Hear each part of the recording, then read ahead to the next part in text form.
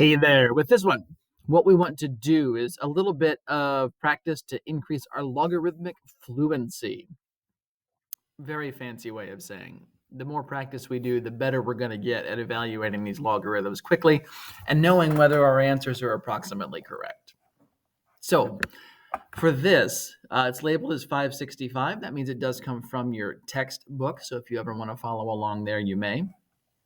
All of these logarithms, as I'm looking at them, are base 2. So just for our reference, I think it's going to be helpful if we get a list of powers of 2 to work with. And I'm actually, for space, just going to kind of put it down the middle of the page here. So let's do a little bit of exploration. So let's start with, how about 2 to the first power, which is just 2. So any number to the first power is just that number itself. Nothing magical there. Let's do also, how about 2 to the second? So that's 2 times itself. And now for each additional power of 2, we're just going to take the result and multiply by 2. So 4 times another 2 is 8. 2 to the fourth. 8 times another 2 is 16. 2 to the fifth. 16 times another 2 is 32. And then let's just go another one here for practice. So 2 to the sixth. 32 times another 2 takes us up to 64. Very, very cool. Now, what tends to be trickier is going now in this other direction, because a whole number of positive exponents you've been working with for a number of years. The zero and negative exponents you're a little less familiar with. That's okay. That's why we practice. So 2 to the power of 0 is going to be 1. And here's a neat way to think about that. Notice that every time we go up the ladder here, so as you decrease your exponent by 1, your result gets divided by 2. So as I go down from an exponent of 1 to an exponent of 0, take this 2, divide by 2, you get a 1. There it is. We can continue that then as we go to the next lower exponent. Exponent goes down by 1, your result gets divided by 2. And that's where the fractions are coming in. Now, a neat little pattern that shows up is that your negative exponents give you the same result as your positive exponents, except reciprocated in a fraction form. So if 2 to the positive second is 4, then 2 to the negative second is just 1 over 4. 2 to the positive third is 8. 2 to the negative third is 1 over 8. And I've just got room for one more here. So 2 to the negative fourth is 1 over 16. The more practice you get, the more sense that's going to make as you work through things. So here we go. We've got this big old list of different powers of 2. That's going to help us answer these. So let's give them a look. For the first one, we've got log base 2 of 32 equals question mark. Please don't forget, logarithms give us exponents. The question is, what exponent do we put on 2 to get 32?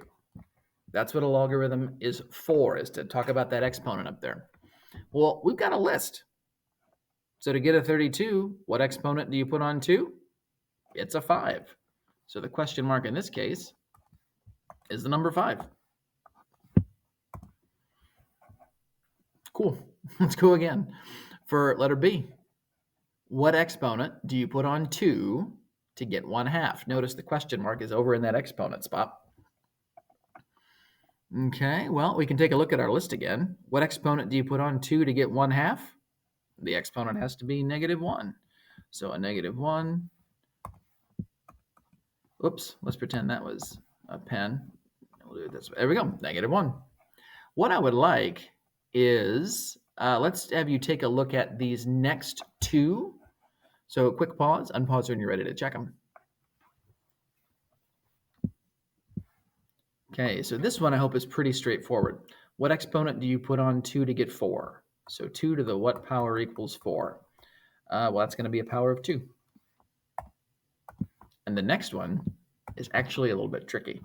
What exponent do you put on 2 to get 0? As I switch back to my pen. 2 to the how much gives you 0.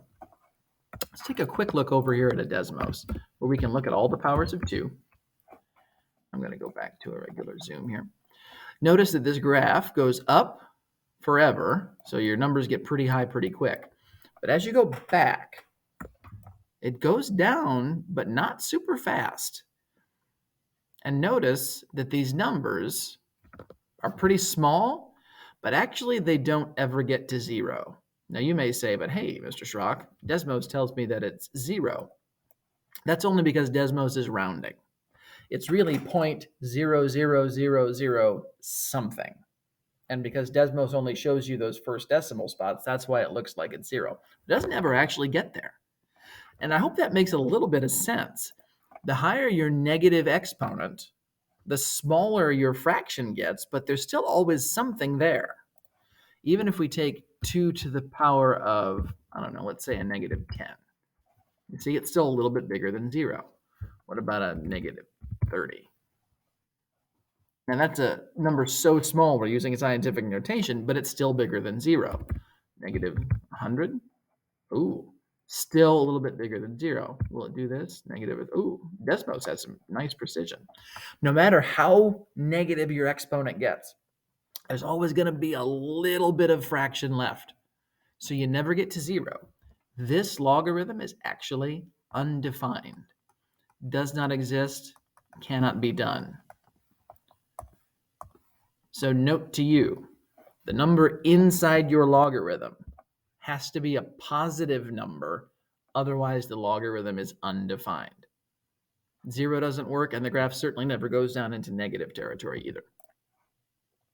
Okay, next up, notice that these next two have the question mark in a different spot. Ooh. So this time we're being told what the exponent is, and the question becomes, well, how much is 2 to the power of 3? Notice the question mark is in a different spot. Don't make that complicated. 2 to the power of 3 is just 8. Okay, same thing again. The question is, how much is 2 to the power of 1/2? Now here, I'm not going to judge you if you give me a decimal, but I want you to know what's happening. Fractional exponents just mean roots. So if it's a 1/6, it means do a 6th root. If it's 1/2, it means do a square root. So the answer here is square root of 2. That almost looks like I put a negative in there. I didn't want to do that. So it's square root of 2, which as a decimal is approximately 1.414. If you don't trust me, although you should, I hope you trust me, let's just go here and type in 2 to the 1/2, and look, it gives you about 1.414, which is the same thing as the square root of 2. Okay, so there's the exact and there's the approximate. Okay, 2 more. Quick pause. Unpause when you're ready to check your work on these 2. All right, I hope you paused. Even better if you had talked or chatted with somebody in the meantime, because there's somebody around you probably working at about the same thing. So the question this time, notice it's over here on the exponent side. So 2 to what power gives us 1/16? Because it's a fraction, we know it's going to be a negative number. 2 to the 4th is 16, so it's going to be a, yep, sure enough, a -4 is the exponent that makes that happen. So negative exponents give you fractions, is the moral of that story. And then lastly, again, take a look at where the question mark is. Take a look at what's missing. So 2 to the power of 0 equals how much? Well, we have that in our list. Any number to the power of 0 is just 1. So there is, oop, I clicked the wrong thing. So there is, using this log format and a list of powers to estimate, or not estimate, but to evaluate those different logarithms.